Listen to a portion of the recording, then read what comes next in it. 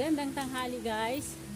Amin ngayon ang marugo. Kami lang ang naliligo dito.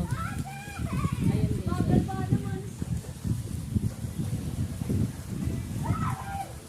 Ito po ay dam. Yan guys ay dam. Sabi nila marami daw namamatay dyan dahil nalunod. Yan po yung dam guys.